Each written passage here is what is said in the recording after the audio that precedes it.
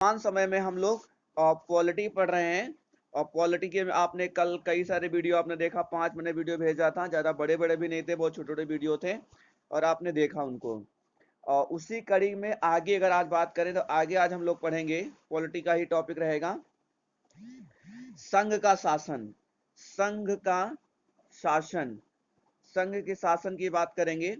संघ के शासन को 3 भागों में बांटा गया है।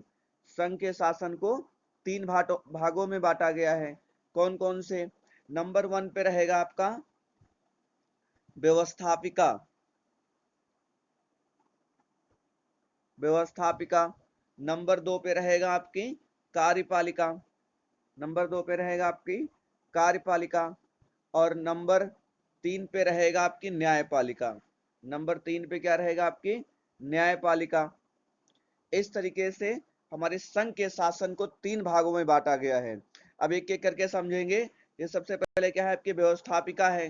तो व्यवस्थापिका में क्या क्या आता है? व्यवस्थापिका में हम लोग क्या क्या मतलब क्या क्या पढ़ेंगे? इसमें हम लोग संसद पढ़ेंगे नंबर 2 पे। इसी में हम लोग लोकसभा, राज्यसभा, राज्य विधानमंडल, यानी विधानमंडल भी इसी में पढ़ेंगे हम लोग, विधानमंडल। फिर विधानमंडल में क्या क्या आता है? विधानसभा, शॉर्टकट में लिखते हैं विधानसभा, विधान परिषद, विधान परिषद, राष्ट्रपति, राष्ट्रपति और उपराष्ट्रपति। इतना हम लोग राज्यपाल ये सब इसी में पढ़ेंगे। नंबर 2 पे क्या आता है आपका? कार्यपालिका। कार्यपालिका में हम लोग प्रधानमंत्री, मुख्यमंत्री ये पढ़ेंगे, मंत्रिपरिषद, मंत्रिपरिषद, मंत्रिमंडल, राज्य मंत्रिपरिषद सब इसी में पढ़ेंगे। और नंबर 3 पे आप पढ़ेंगे हम लोग आज न्यायपालिका। न्यायपालिका में क्या क्या पढ़ना है आज?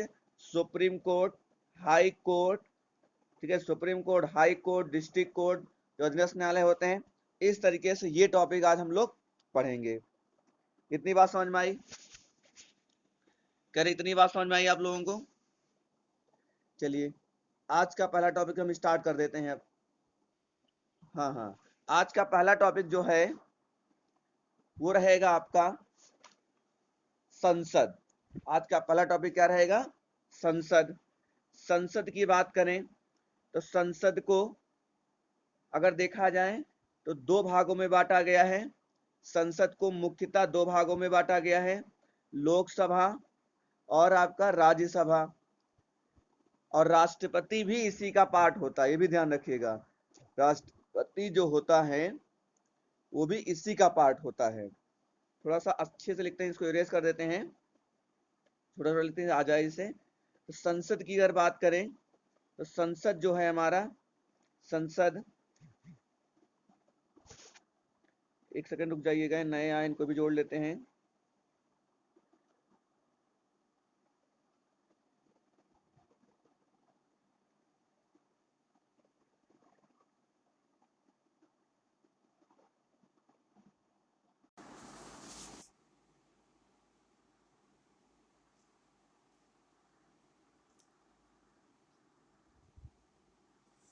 अब आ जाते हैं अपने टॉपिक पर। टॉपिक हमारा चल रहा था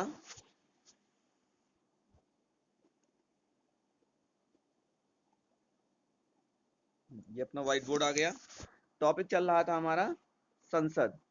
अब संसद को हम थोड़ा सा डिटेल बताएंगे जिससे आपको समझने में थोड़ा आसानी रहे। तो संसद की अगर बात करें तो संसद हमारा, संसद के जो अभिन्न अंग होते हैं, पहला हो जाएगा आपका लोकसभा, दूसरा हो जाएगा आपका राज्यसभा और तीसरा जो हो जाएगा आपका प्रेसिडेंट ऑफ इंडिया।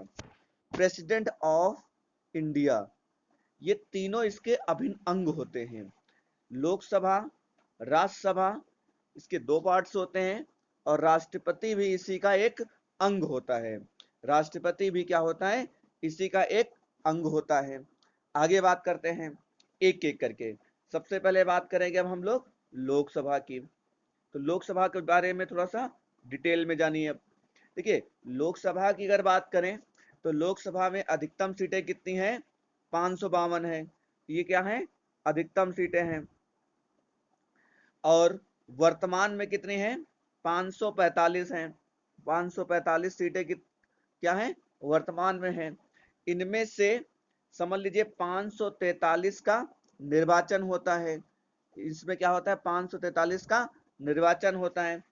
2 सीटों पे क्या होता है? मनोनयन होता है। राष्ट्रपति उनको मनोनीत कर देता है 2 सीटों पर। 2 सीटों पर मनोनीत कर देता है। लोकसभा को ब्रिटेन में हाउस ऑफ कॉमन्स कहते हैं।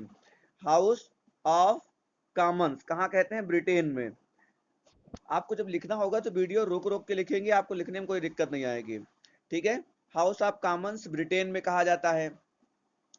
और अगर एक अलग से आपको बता रहे हैं, 1954 तक इसे जनता का सदन कहा जाता था। यानी 1954 में इसका नाम लोकसभा कर दिया गया, लेकिन उसके पहले क्या था कि इसका जनता का सदन इसका नाम दिया गया था, जनता का सदन। चलिए और आगे बात करते हैं। अगर जब जो मैंने बताया कि 552 सीटें हैं, 552 को अगर हम थोड़ा सा और डिवाइड करें तो 530 सीटें कहां से आती हैं? राज्यों से आती हैं, जिनमें से 20 सीटें आपकी केंद्र सरकार से आती हैं, यानी कि जो केंद्र शासित राज्य होते हैं, और 2 का मनोनयन होता है, ये मैंने बता दिया।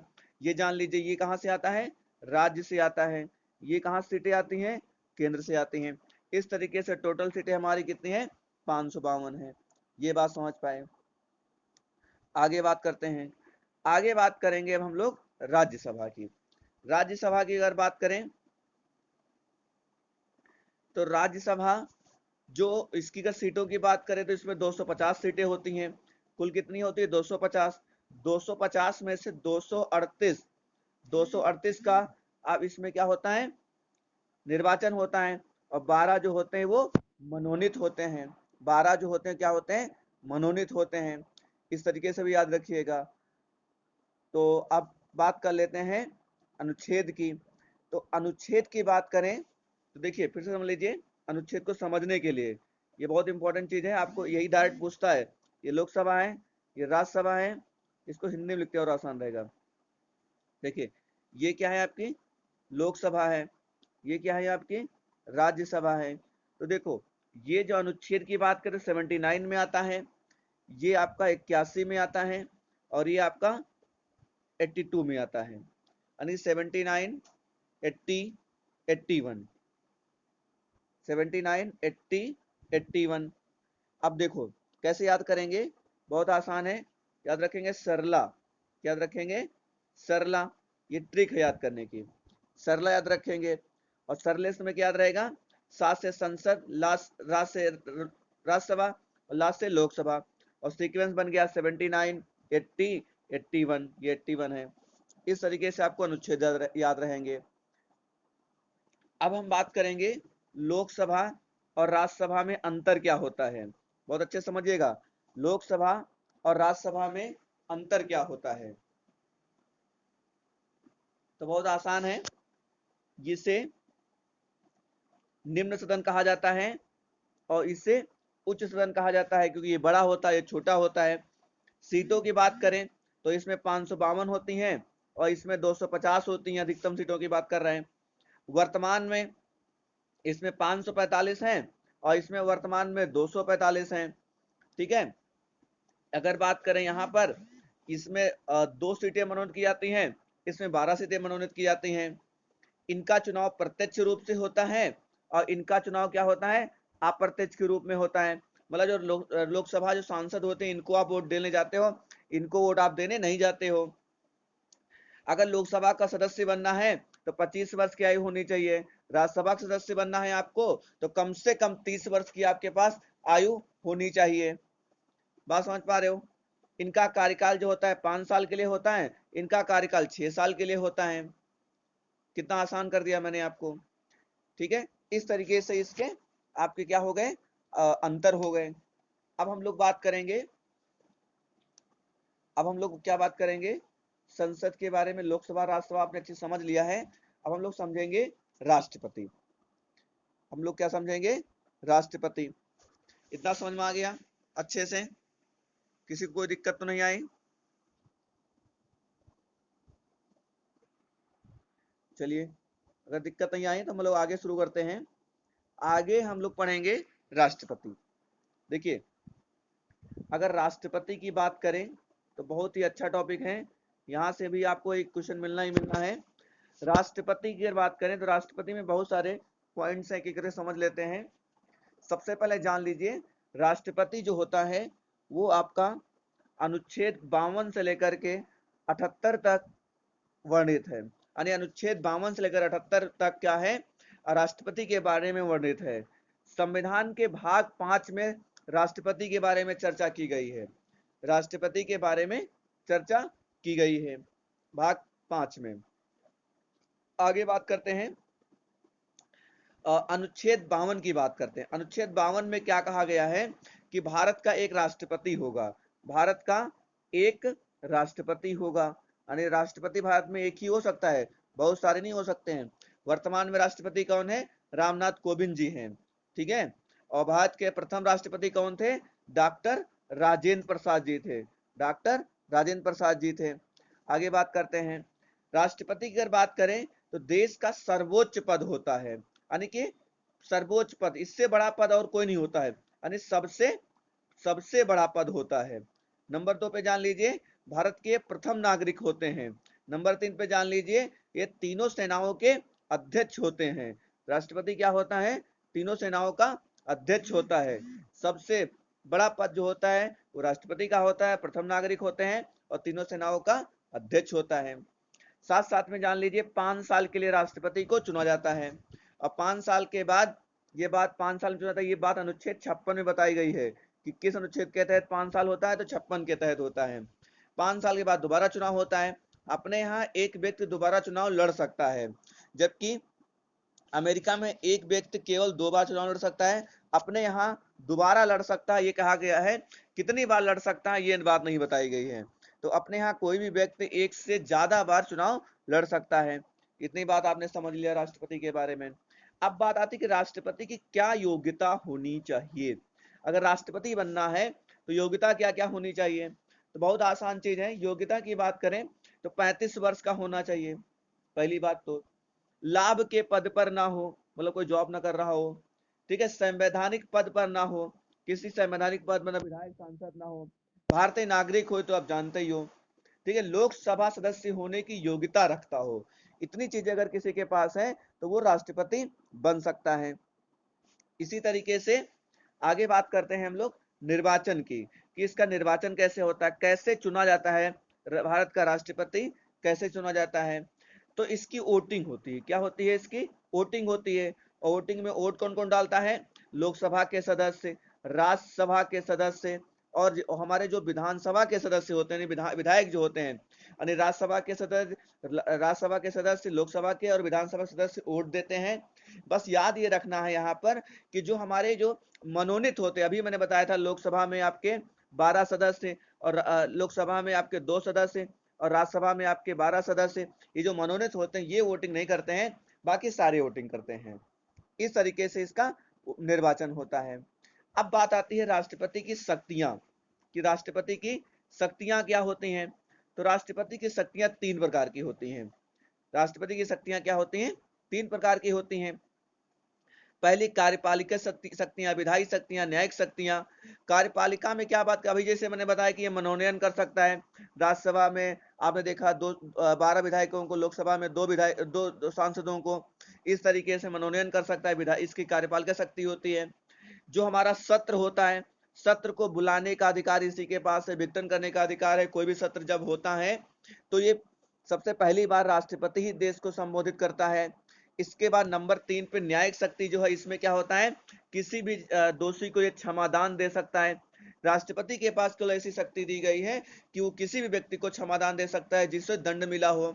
अगर उसे सजाए मौत हुई है तो उसको वो क्षमा कर सकता है। अगर किसी की मतलब सजा मिली है तो उसे कम कर सकता है, ठीक है। और ये शक्ति राष्ट्रपति को दी गई है। आगे बात करते हैं हम शपथ की।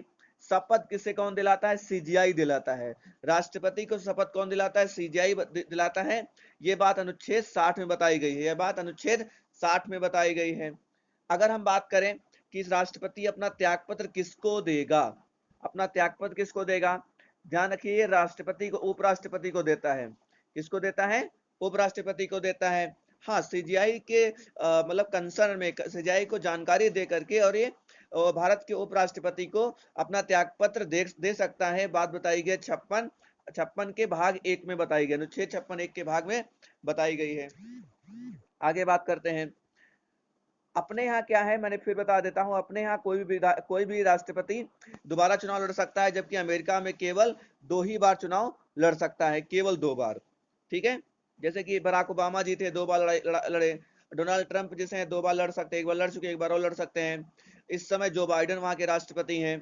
ठीक है, राष्ट्रपति का पद अगर कभी देखा जाए तो 6 महीने तक खाली रह सकता है, उसमें कोई दिक्कत नहीं है। अगर चुनाव होते हैं, चुनाव ना होने के बीच में 6 महीने गैप रहता है, तब कोई दिक्कत नहीं, 6 महीने से ज्यादा गैप नहीं होना चाहिए। अगर बात करें राष्ट्रपति को हटाने की प्रक्रिया की बात करें, तो जिसे बोलते हैं महाभियोग। महाभियोग क्या है? एक ऐसी प्रक्रिया जिसके माध्यम से राष्ट्रपति को हटाया जाता है, जो कि अनुच्छेद 61 में बताया गया है। एक लंबी प्रोसेस होता है, इसके लिए कम से कम आपको 1/4 के अगर आपके पास सांसद हैं तब जाकर के आपको परमिशन मिलेगी।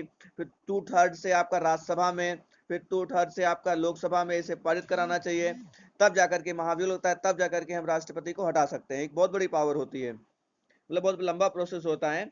आगे वीटो पावर।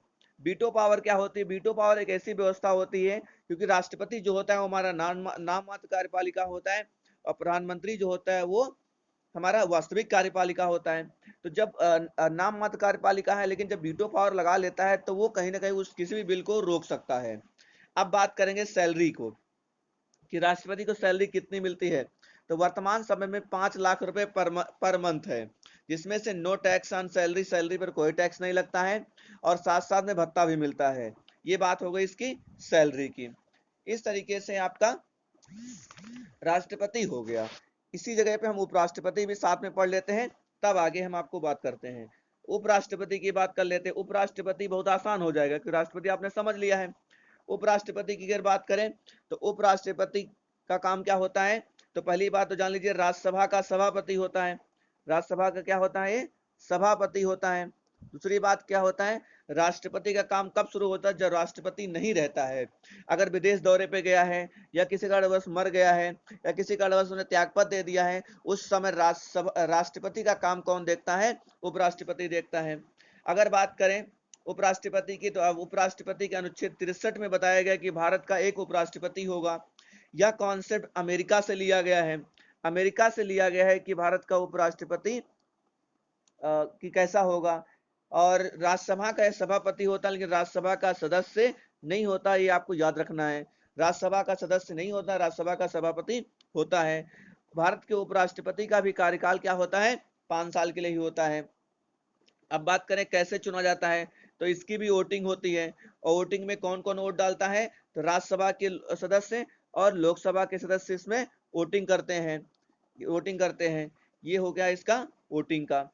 आगे बात करते हैं कि जब राष्ट्रपति ये बना होता है, उस समय राष्ट्रपति के सभी वो सुविधाएं मिलती हैं जो राष्ट्रपति को मिलनी चाहिए।